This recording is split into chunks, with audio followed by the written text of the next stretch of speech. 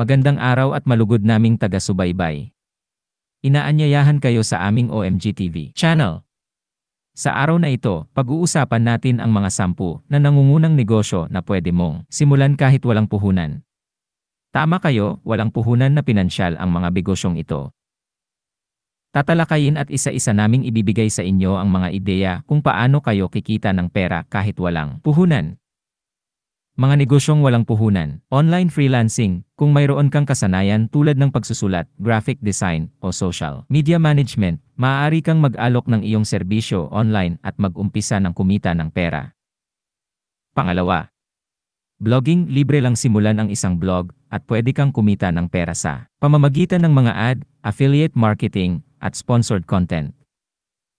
Pangatlo, podcasting, kailangan mo lang ng microphone at recording software upang mag-umpisa ng isang podcast. Pwede kang kumita ng pera sa pamamagitan ng sponsorships at ads. Pang-apat, virtual assistants, maaari kang mag-alok ng iyong kasanayan sa admin tulad ng data entry, email management, at scheduling appointments sa mga busy na entrepreneurs at executives. Pang-5, social media management, ang social media ay isang makapangyarihang tool para sa mga negosyo at kailangan nila ng mga tao na maaaring mag-manage ng kanilang mga social media accounts. Pang-6, content writing, maraming mga website at blog ang naghahanap ng mga manunulat na pwedeng sumulat ng quality content.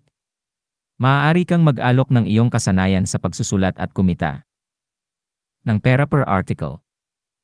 Pang-7, dropshipping, pwede kang gumawa ng isang online store at magbenta ng mga produkto nang hindi nangangailangan ng sariling inventory. Maaari kang mag-partner sa isang supplier na mag-asikaso sa shipping at logistics.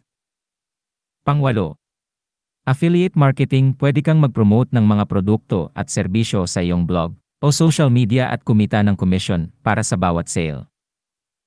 Pang-10, online tutoring o pagturo ng kahit anong lingwahe o anumang kaalaman. Kung mayroon kang kaalaman sa isang partikular na paksa, maaari kang mag-alok ng online tutoring services at kumita ng pera per hour. Panhuli, paggawa ng YouTube, pwede kang mag-create ng isang YouTube channel at mag-monetize ng iyong content sa pamamagitan ng ads at sponsorships. Sa simula, maaaring hindi ka pakikita agad, ngunit kapag naabot mo na ang kinakailangan views at subscribers, maaari ka ng kumita, lalo na pag marami ka ng tagapanood.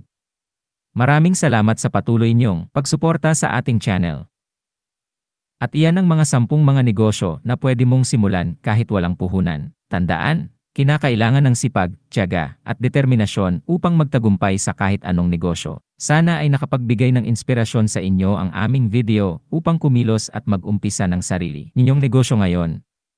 Maraming salamat sa panonood at huwag kalimutang mag-subscribe sa aming channel para sa mas marami pang kaalaman.